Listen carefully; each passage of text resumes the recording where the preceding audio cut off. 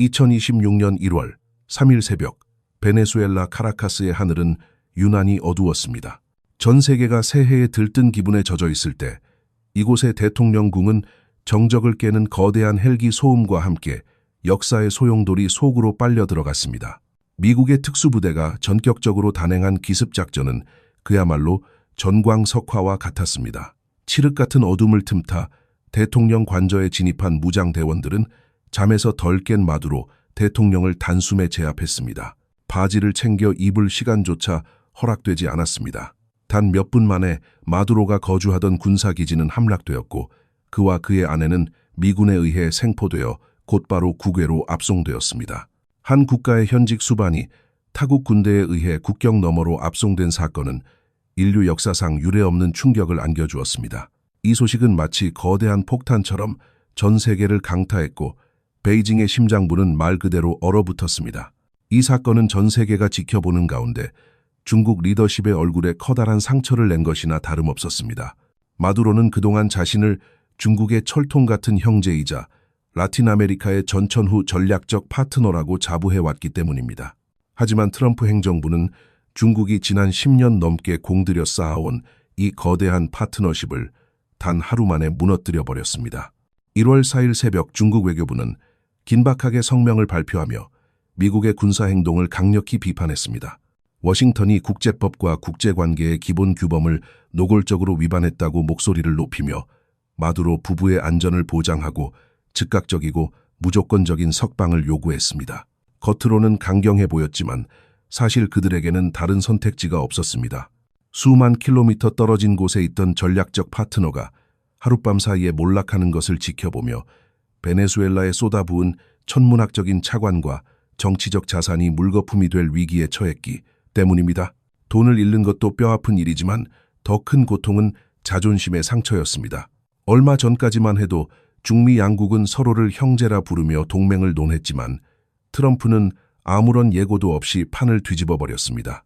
1월 5일과 6일 이틀 연속으로 베이징은 주중 미국 대사대리를 심야에 초치하여 거칠게 항의했습니다. 테이블을 치고 의자를 발로 차며 미국의 적나라한 패권주의 행태를 비난했고 베네수엘라 내 중국의 합법적 권익을 보호하기 위해 필요한 모든 조치를 취하겠다고 맹세했습니다.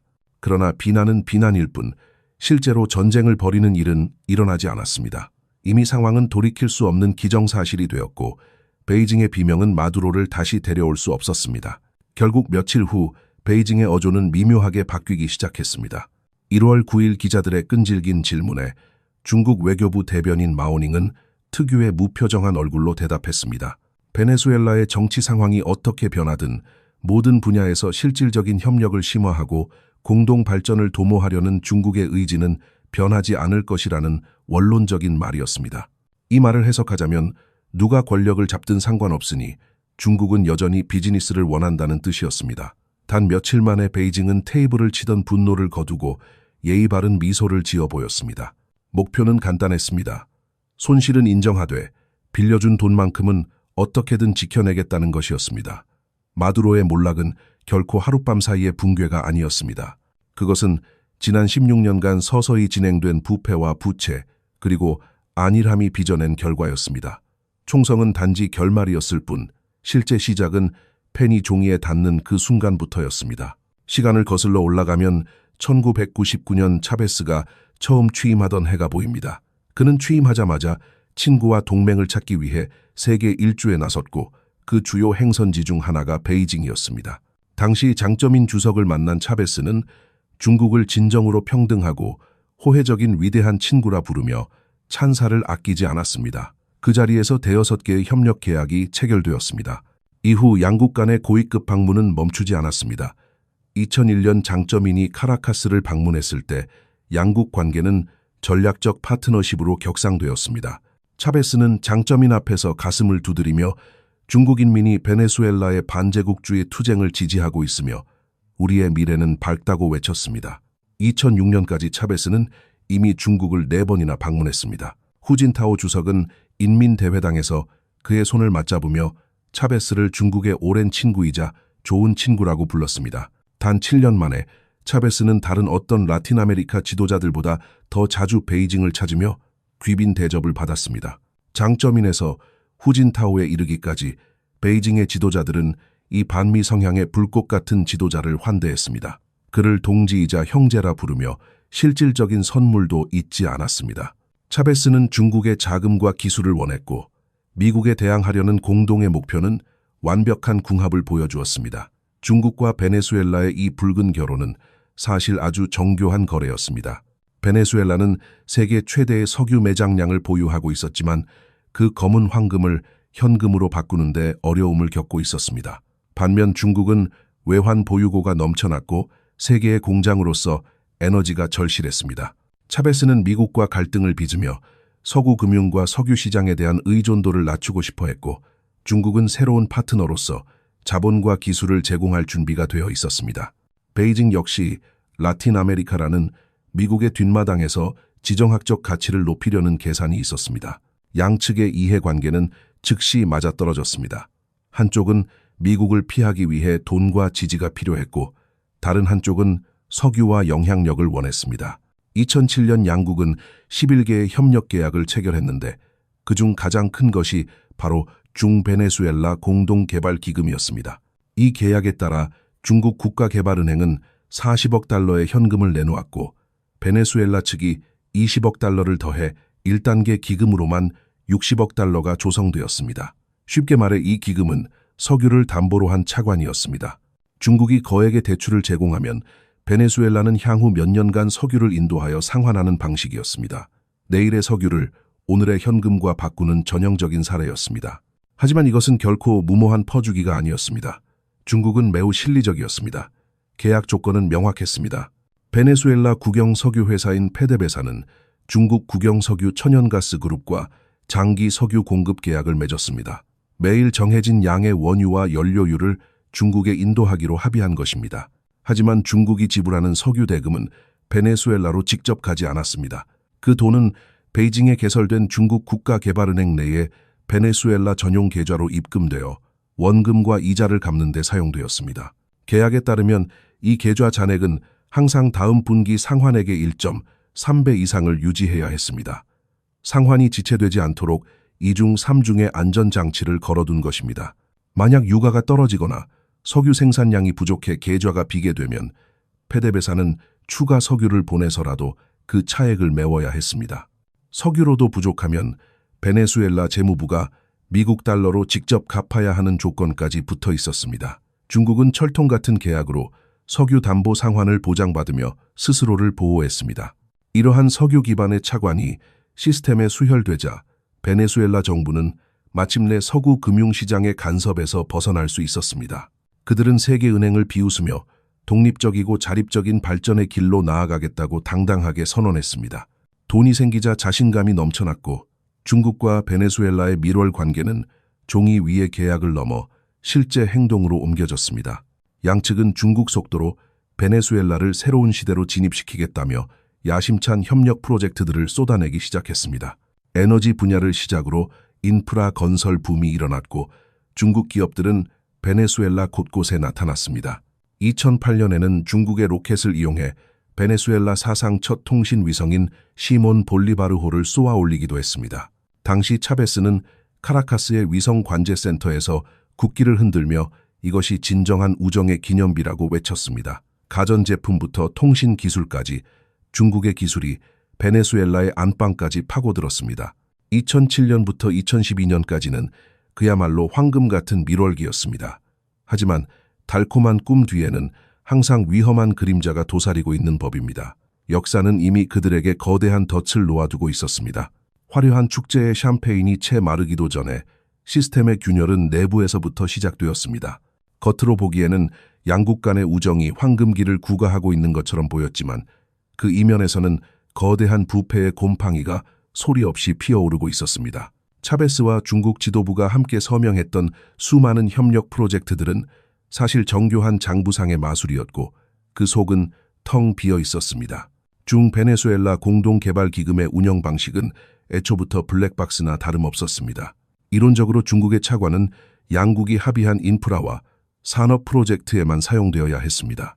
하지만 협상 과정에서 베네수엘라 측은 자신들이 마음대로 주무를 수 있는 재량권을 확보하기 위해 온갖 수단을 동원했습니다.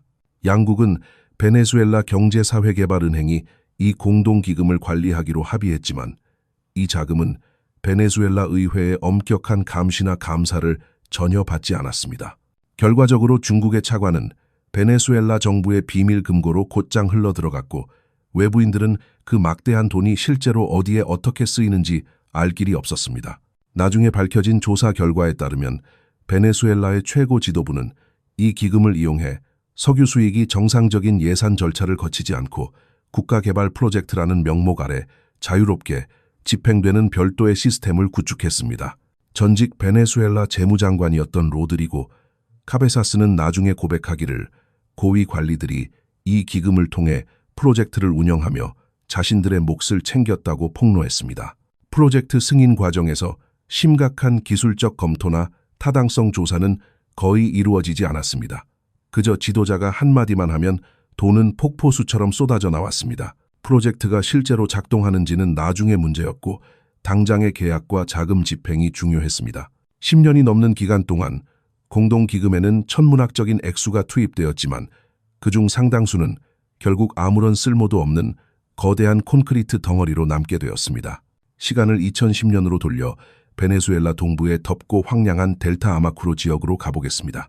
이곳은 차베스 시대의 광기가 정점에 달했던 곳입니다. 베네수엘라 정부는 도로조차 제대로 없는 이 촌지대를 가리키며 이곳에 기적을 만들겠다고 선언했습니다. 프로젝트의 암호명은 쌀의 힘이었습니다.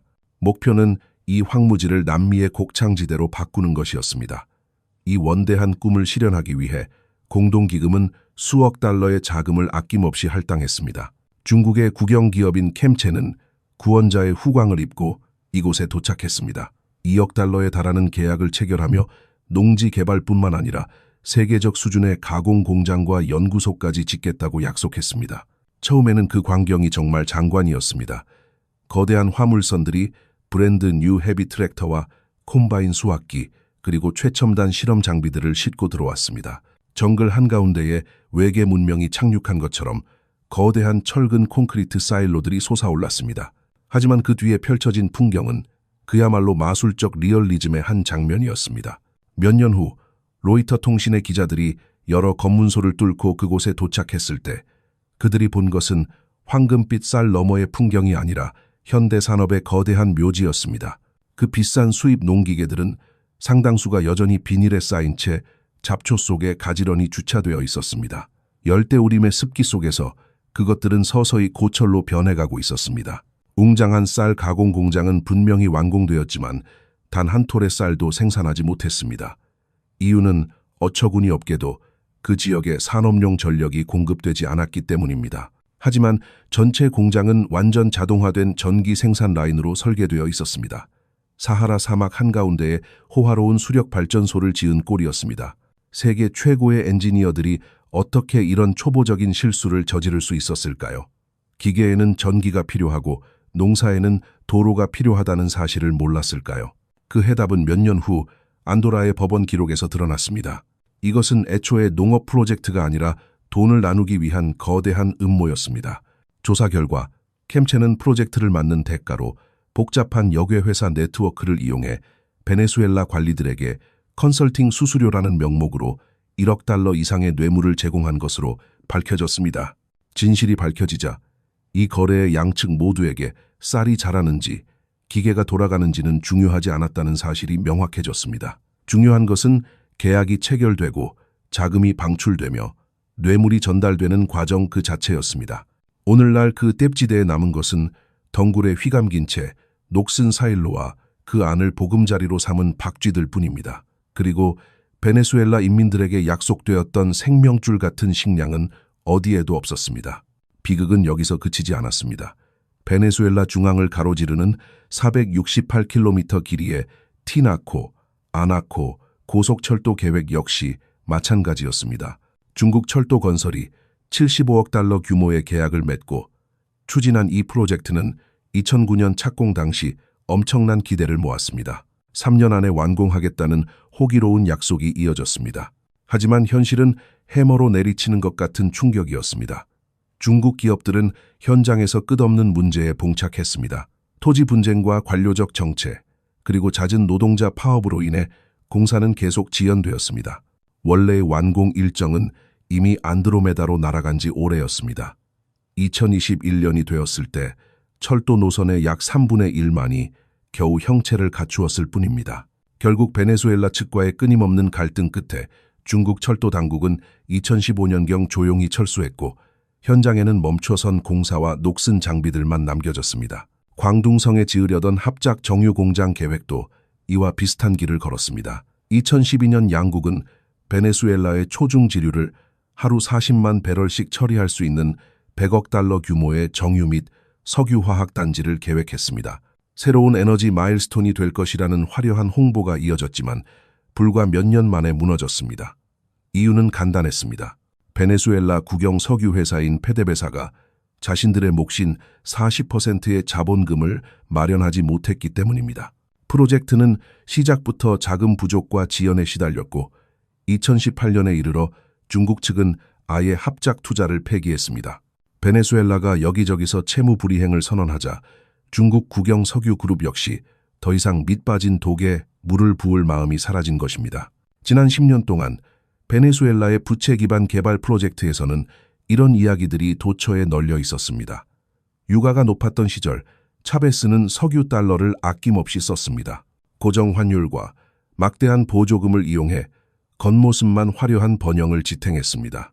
하지만 유가가 하락하자 그동안 쌓였던 구조적 왜곡과 인플레이션 압력이 한꺼번에 폭발했습니다. 그리고 중국의 거대한 차관은 어떤 의미에서 베네수엘라가 미래의 석유 수입을 미리 가불해서 쓰도록 만들었습니다. 석유는 아직 땅 밑에 있었지만 돈은 이미 다 써버린 상태였습니다.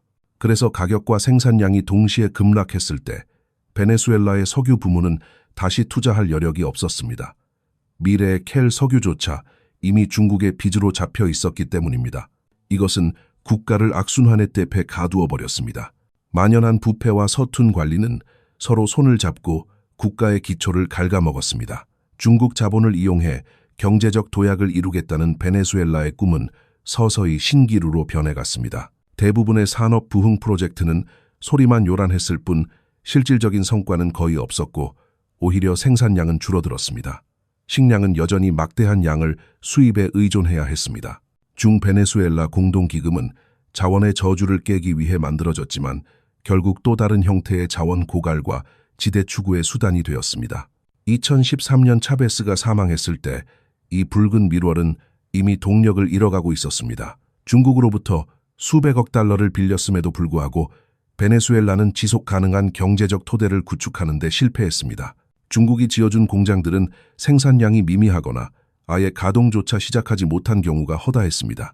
원래 계획대로라면 여러 합작 공장에서 하이열 가전제품을 생산했어야 했습니다.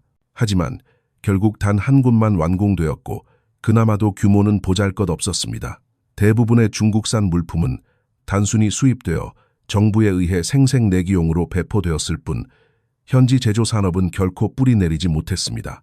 고유가가 한동안 상황을 버티게 해주었지만 2014년 세계 유가가 폭락하자 베네수엘라는 과도한 수입 의존과 무분별한 화폐 발행으로 인해 통제 불능의 인플레이션과 심각한 물자 부족에 즉시 빠져들었습니다. 마두로가 권력을 승계했을 때 그에게는 차베스 같은 운이 따르지 않았습니다. 늙은 차베스는 재선에 성공하기 위해 중국 차관을 이용해 유권자들에게 온갖 선물을 뿌리며 돈을 쏟아부었습니다. 반면 마두로가 물려받은 것은 텅 빈 국고와 중단된 프로젝트들로 가득 찬 산하였습니다. 그는 전임자가 약속한 복지를 줄일 수도 없었기에 결국 아랫돌 빼서 윗돌 괴는 식의 운영을 계속할 수밖에 없었습니다. 예를 들어 차베스의 마지막 몇 달 동안 중국은 수십만 가구의 저렴한 주택을 짓겠다는 그의 야심찬 주택 임무 프로젝트에 자금을 대고 있었습니다. 이 조치는 2012년 선거에서 그에게 많은 표를 가져다 주었습니다. 실제로 일부 주택들이 건설되기도 했고 차베스는 짧은 영광의 순간을 누렸습니다.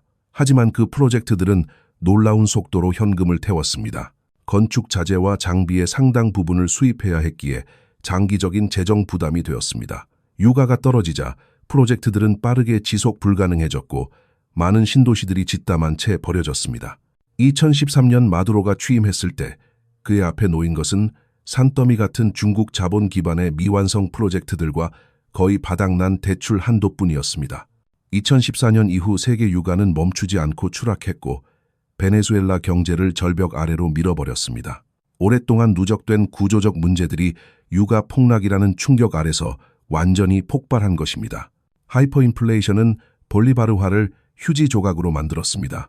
식량과 의약품은 극도로 희귀해졌고 정전은 일상이 되었으며 사회는 반쯤 붕괴된 상태로 미끄러져 내려갔습니다.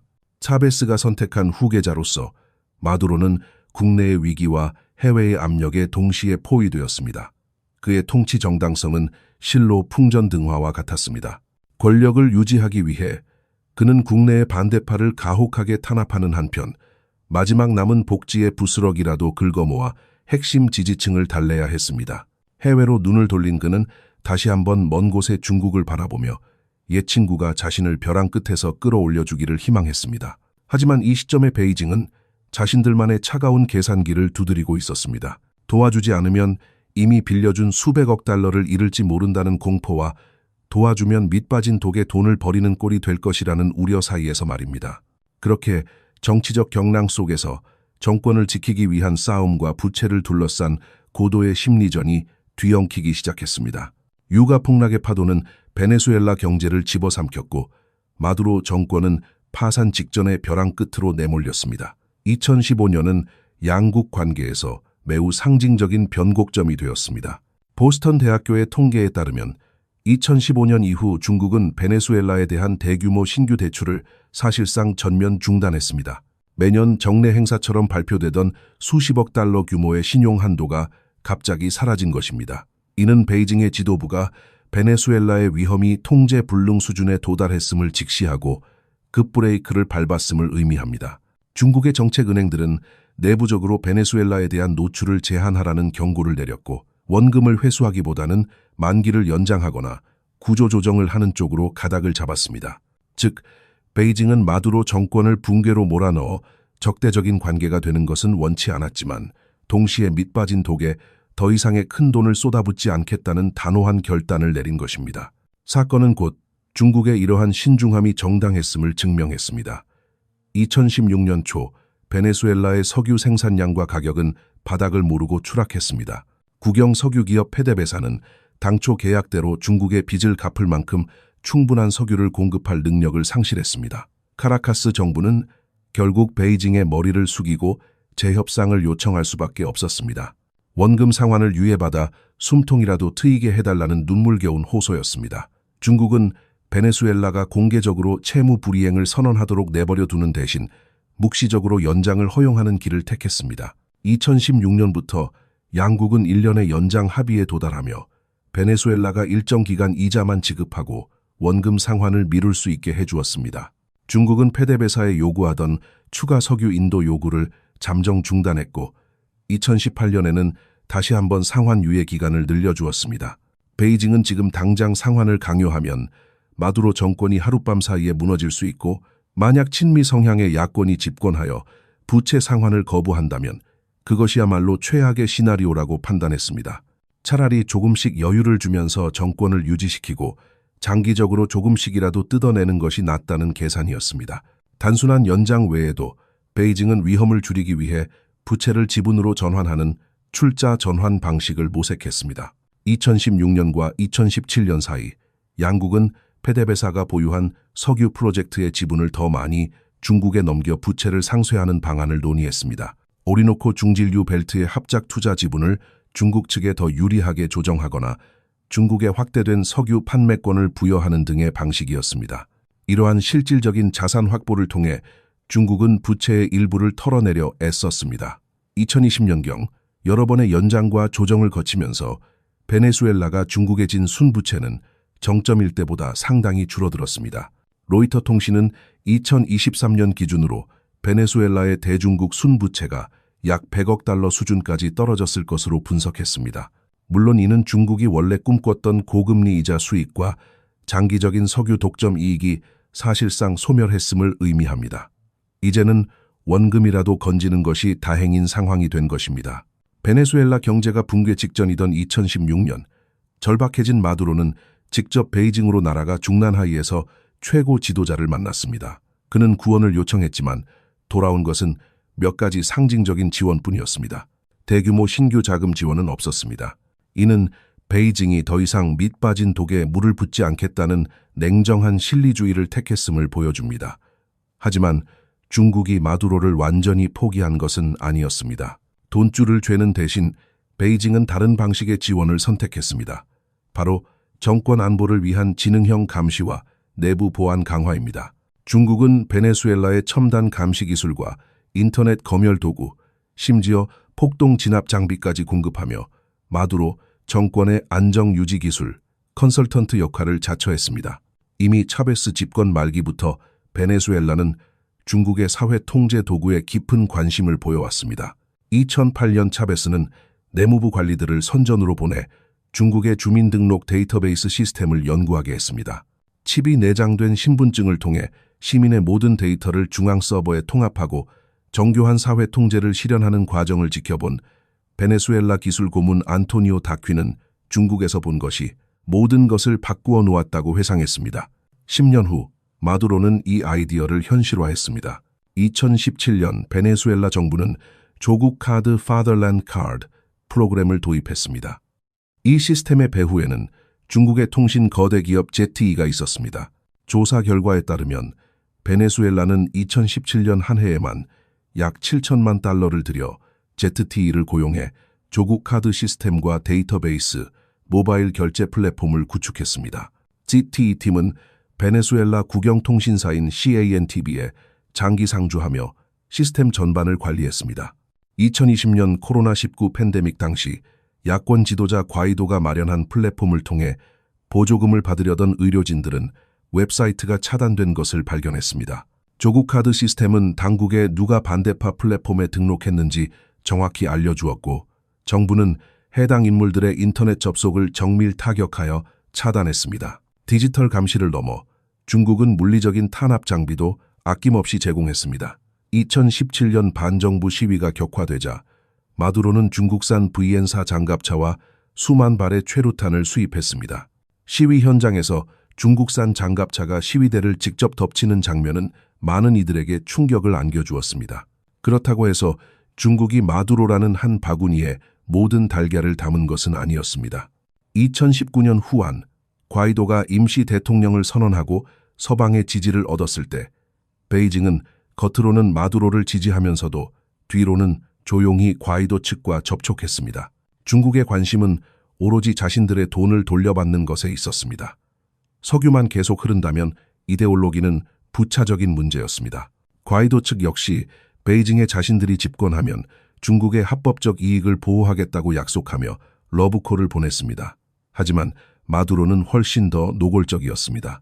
그는 미국이 중국과 러시아 세력을 축출하면 제재를 완화해주겠다고 제안했음에도 불구하고 오히려 베이징과 모스크바에 더 밀착했습니다. 2019년 그는 카라카스에서 중국 건국 70주년 축하 행사를 성대하게 열고 중국의 성취가 베네수엘라의 모델이라며 찬사를 보냈습니다. 2023년 9월 마두로는 국내의 혼란 속에서도 다시 한번 베이징으로 날아가 최고 지도자를 만났습니다. 양국 관계는 전천 후 전략적 동반자 관계로 격상되었습니다.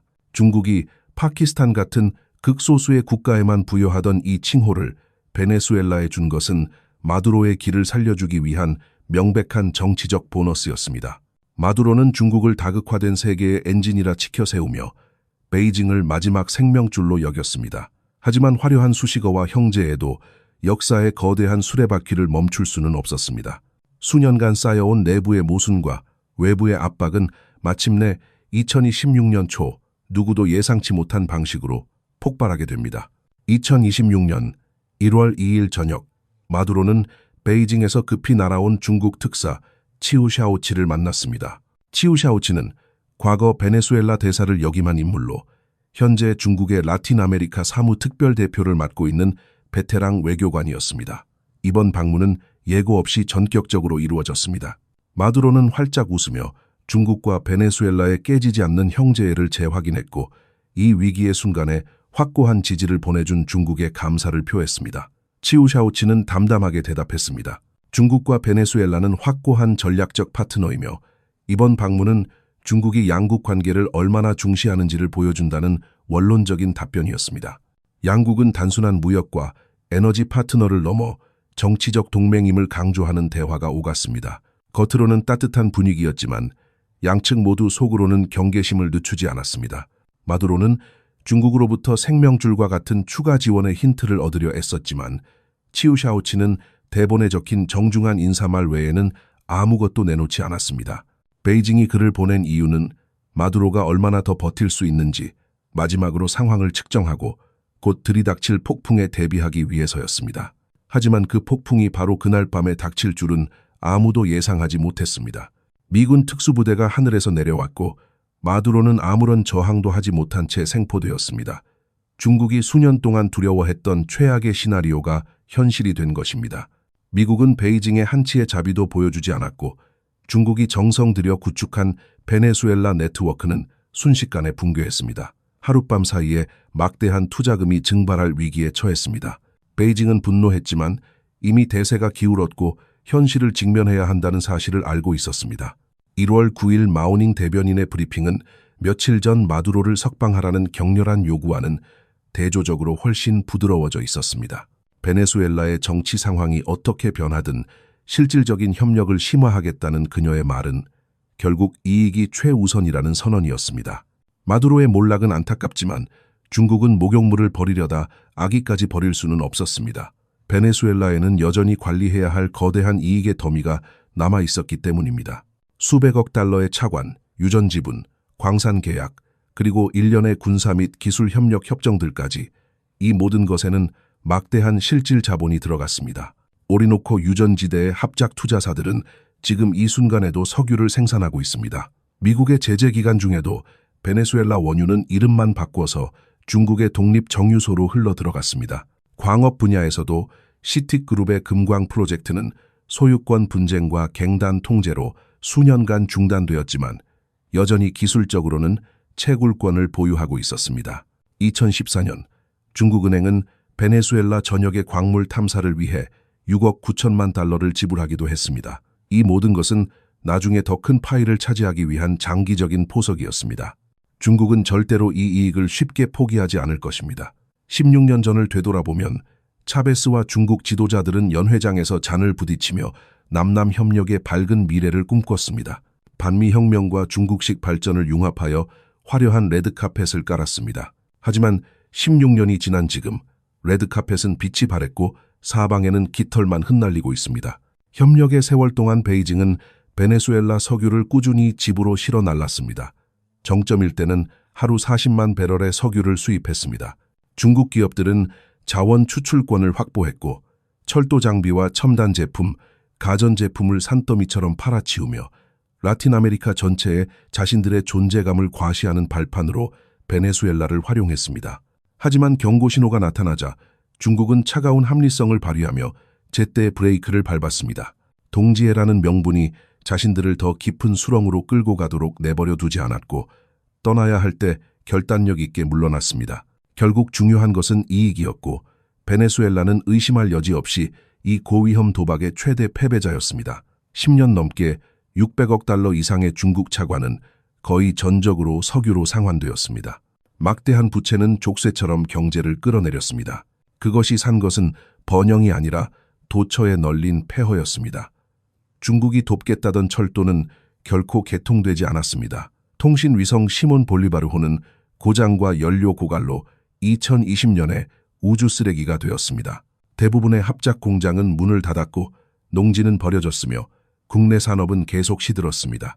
외채와 석유 담보에 대한 장기적인 의존은 베네수엘라가 진짜 개혁을 할 기회를 놓치게 만들었고 부패는 걷잡을 수 없이 번졌습니다. 결국 이는 유례 없는 인도주의적 재앙을 촉발했습니다. 지난 5년 동안 수백만 명이 난민이 되어 고향을 떠났고 국내 생산은 거의 마비되었으며 볼리바르화는 농담거리가 되었습니다. 현금은 거리에서 무게 단위로 팔릴 정도였습니다. 이 결말은 차베스가 결코 상상하지 못했을 것입니다. 연기가 거치자 카라카스는 혼란 후에 첫 새벽을 맞이했습니다. 혁명 광장 한 구석에는 차베스의 거대하고 빛바랜 초상화가 서 있습니다. 그 위에는 그가 가장 좋아했던 구호인 우리는 승리하리라가 적혀 있습니다. 한때는 마음을 설레게 했던 그 문구를 이제 행인들은 싸늘한 시선으로 바라보며 지나쳐갑니다. 멀지 않은 곳에 벗겨진 벽에는 새롭게 뿌려진 스프레이 문구가 눈에 띕니다. 우리를 망친 것은 외국인이 아니라 부패한 관리들과 사기꾼들이다. 사회주의니 중국의 원존이 다 필요 없다. 진짜 승리한 쪽은 중국일까요? 아니면 미국일까요? 분명한 것은 베네수엘라 인민은 아니라는 사실입니다. 그리고 누구의 책임일까요? 그 대답은 뻔합니다. 당연히 모든 것이 미국의 잘못입니다. 결국 책임은 항상 미국에 있으니까요. 자산이 폭락하고 환율이 치솟아도, 소비가 위축되고, 지갑이 비어도, 헝다나 완커 같은 거대 기업이 흔들려도 다 미국 탓입니다. 짓담한 아파트가 방치되고 쉬자인이 감옥에서 걱정을 해도, 소림사 방장이나 아이를 너무 많이 낳는 문제 같은 것들도 다 평범한 일입니다. 시스템의 결함이 아니라 미국이 뒤에서 조종하고 있기 때문입니다. 칩 반도체 금지로 공급이 끊기고 인공지능 발전이 고통을 겪어도 9월 3일 열병식에서 근육을 과시할 때 푸틴과 김정은이 와서 격려를 해줘도 괜찮습니다.